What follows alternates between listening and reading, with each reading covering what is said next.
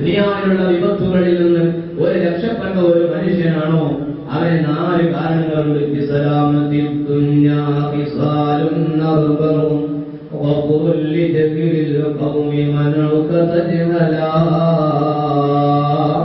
ആ മനുഷ്യനെ ആരെങ്കിലും തെറി പറഞ്ഞാൽ, ആരെങ്കിലും അവനെ ദേഷ്യപ്പെട്ടുകൊണ്ട് നോക്കുകയോ ആക്രമിക്കുകയോ ചെയ്താൽ അവർക്കൊക്കെയും ആ മനുഷ്യൻ പുറത്തു കൊടുക്കുന്നതാണ്.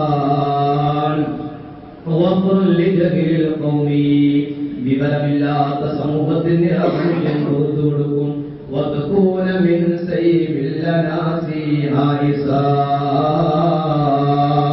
ആ മനുഷ്യൻ വേറെ ഒരാളിൽ നിന്നൊന്നും പ്രതീക്ഷിക്കുകയില്ല. ആളുകൾ എന്തെങ്കിലും എനിക്ക് തരുമോ എന്ന പ്രതീക്ഷ അവരുടെ മനസ്സിലില്ല.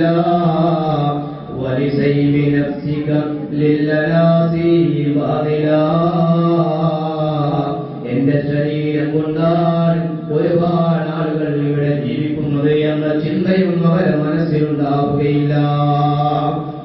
ഇങ്ങനെ മനസ്സിന് സ്ഫുടം ചെയ്തെടുത്ത മഹാന്മാരായ വിലായത്തിന്റെ പദവിയിലെത്തിയ ആളുകൾ അവരുടെ മനസ്സിൽ നിന്ന് ആരെയും കുറ്റപ്പെടുത്തുന്ന വാക്കുകൾ വരില്ല, ആരെയും ബുദ്ധിമുട്ടാക്കുന്ന രീതിയിൽ സംസാരിക്കുകയില്ല.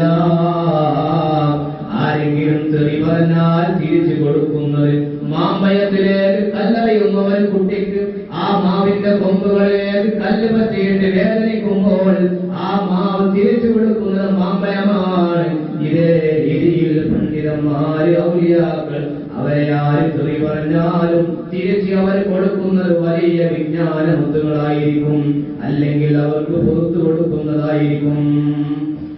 ഇത്തരം മഹാന്മാരായ ഔലിയാക്കൾ യൂസുഫ് നബാനി റളിയല്ലാഹു തആല അൻഹു പറയുന്നു, ഔലിയാക്കളുടെ ശാപം, ഏതെങ്കിലും ഒരു വലിയന്റെ ഒരു ശാപം നിനക്ക് പറ്റിയിട്ടുണ്ടെങ്കിൽ ലോകത്തുള്ള മുഴുവൻ വിലായത്തിന്റെ പദവിയിലെത്തിയ ഔലിയാക്കളുടെ ശാപം നിനക്ക് ഏൽക്കുന്നതാണ്. നമ്മളൊക്കെയും ശ്രദ്ധിക്കണം. ഏതെങ്കിലും ഒരു വലിയ ഒരാൾ ഉണ്ട് എങ്കിൽ നമുക്കത് അറിയൂലെങ്കിൽ മിണ്ടാതിരിക്കുക എന്നല്ലാതെ അയാൾ വലിയൊന്നുമല്ല, അയാൾ അങ്ങനത്തോനാണ് ഇങ്ങനത്തോനാണ് എന്ന് പറയുന്ന ഒരവസ്ഥ ഒരിക്കലും നാം പറഞ്ഞു പോകരുത്. കാരണം ഔലിയാക്കളുടെ ശാപമേറ്റാൽ അവൻ കുഫ്രിയത്തിലായി മരിച്ചു പോകുന്നതാണ്. ചരിത്രം നമുക്ക് പാഠമാണ്. മഹാനായ ശൈഖ് മുഹീദ്ദീൻ അബ്ദുൽ ഖാദിർ ജീലാനി ഖദ്ദസല്ലാഹു സിർറഹുൽ അസീസ് വലിയ മഹാനാണ്, ഖുതുബുൽ അഖ്താബാണ്.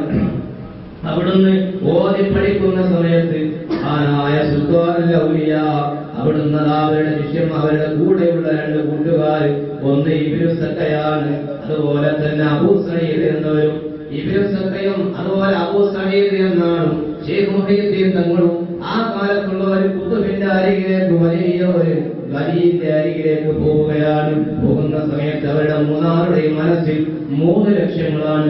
അബൂ സഈദ് മനസ്സിൽ കരുതിയത് ആ മനുഷ്യനെ ഒന്ന് പരീക്ഷിക്കണം, അയാൾ നല്ല ഇൽമുള്ള ആളാണോ എന്നൊന്ന് പരീക്ഷിക്കണമെന്ന ചിന്തയാണ് മഹാനായ മുഹീദ്ദീൻ ശൈഖിന്റെ മനസ്സിലുള്ളത്.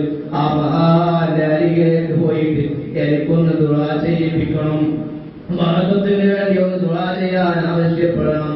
എന്നാൽ 3ാമതുമായി ഇബ്നു സക്കയുടെ മനസ്സിൽ അദ്ദേഹത്തെ ചോദ്യം ചോദിച്ചുകൊണ്ട് മുട്ടുമടക്കണം എന്ന നിയ്യത്തിലാണ് പോയത്. 3 ആളുകളും കയറി വന്നപ്പോൾ ഈ വലിയതാ മഹാനായ ഖുതുബുൽ അഖ്താബ് മുഹീദ്ദീൻ ശൈഖ് ഖദ്ദസല്ലാഹു സിർറഹുൽ അസീസ് തങ്ങളെ അടുത്ത് വിളിച്ചുകൊണ്ട്, മോനെ നീ ലോകത്ത് ഖുതുബാണ്, 4 അഖ്താബുകളിൽ നേതാവായി നീ വരും കേട്ടോ, അതുകൊണ്ട് നീ നല്ലവണ്ണം എനിക്കൊക്കെ വേണ്ടി ദുആ ചെയ്യണം എന്ന് ആ വലിയ പറഞ്ഞിട്ട് അദ്ദേഹത്തെ പറഞ്ഞേക്കുമ്പോൾ അബൂ സഈദ് എന്ന മഹാനോട് അദ്ദേഹത്തോട് പറയുന്നു, നിന്റെ മനസ്സിലുള്ള നിയ്യത്തൊന്ന് മാറ്റം വേണം കേട്ടോ, നീ ഇന്ന ചോദ്യമല്ലേ ചോദിക്കാൻ കരുതിയത്, അതിന്റെ മറുപടി ഇതാണ് എന്ന് പറഞ്ഞിട്ട് അദ്ദേഹത്തെ പറഞ്ഞയച്ചു. ഇബ്നു സക്കയോട് പറഞ്ഞു, നീ നിന്റെ മുഖത്ത് നോക്കിയിട്ട് എനിക്ക് തോന്നുന്നത് നീ കുഫ്രിയത്തിലായി മരിക്കുമോ എന്ന് ഞാൻ ഭയപ്പെടുന്നു. അത്ഭുതപ്പെട്ടുപോയി. മഹാനായ ശൈഖ് മുഹീദ്ദീൻ അബ്ദുൽ ഖാദിർ ജീലാനി തങ്ങൾ പറയുന്നുണ്ട്, ഇബ്നു സക്ക വലിയ പണ്ഡിതനായിരുന്നു. ആ കാലത്ത് ദൂതന്മാരുമായി വാദപ്രതിവാദം നടത്താനും കഴിവുള്ള ഒരു പണ്ഡിതനാണ് ഇബ്നു സക്ക. ഒരുപാട് രാജ്യങ്ങളിൽ ചെന്നിട്ട് ജൂതന്മാരുടെ അവരുടെ തൗറാത്തും ഇഞ്ചീലും വെച്ച് ഖുർആനും വെച്ച് വെല്ലുവിളിച്ചിട്ട് അവരെയൊക്കെയും പരാജയപ്പെടുത്തിയ വലിയ പണ്ഡിതനായിരുന്നു ഇബ്നു സക്കാ. ഒരു രാജ്യത്തേക്ക് ഇങ്ങനെ ഒരു സംവാദത്തിന് വേണ്ടി പോയ സമയം ആ കൊട്ടാരത്തിലുള്ള രാജാവിന്റെ മകൾ, ആ മകളെ വലിയ സൗന്ദര്യവതിയാണ്. ഇബ്ലീസ് ആ സംവാദത്തിന്റെ മുമ്പേ അവിടെ ഇടപെട്ടു. ഇബ്നു സക്കയോട് രാജാവ് പറഞ്ഞു, നീ എന്റെ ഒരു മകളുണ്ട്, ആ മകളെ കാണിച്ചു കൊടുത്തപ്പോൾ ഇബ്നു സക്ക വലിയ ആശ തോന്നി. ഇബ്നു സക്ക പറഞ്ഞു, അവളെ എനിക്കൊന്ന് വിവാഹം കഴിച്ചു തരുമോ? ഉടനെ രാജാവ് പറഞ്ഞു, ഒരു തടസ്സവുമില്ല, നീ ഞങ്ങളുടെ മതം സ്വീകരിക്കുകയാണെങ്കിൽ.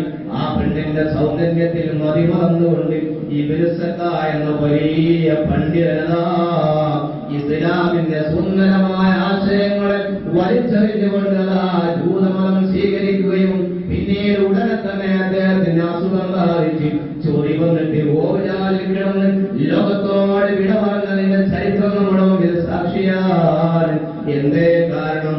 ഒരു വലിയ കീർത്തിയതിന്റെ പേരിലാണ്. ഒരു വലിയ നമ്മൾ നിസ്സാരമായിട്ട് കാണാൻ പാടില്ല. അതൊക്കെയും നമ്മുടെ ഈമാനിനെ അതൊക്കെയും കളങ്കപ്പെടുത്തിക്കൊണ്ടിരിക്കും. ഏത് വലിയാണെങ്കിലും അവരെയൊക്കെ നമുക്ക് അംഗീകരിക്കാം. പക്ഷേ ഇന്നത്തെ കാലത്ത് വരുമ്പോൾ അവിടെ നമ്മൾ ശ്രദ്ധിക്കേണ്ടത് നമ്മുടെ ഉലമാക്കൾ എന്ന് പറയുന്നു 40 ആലിമീങ്ങളുടെ മുശാവറകളുടെ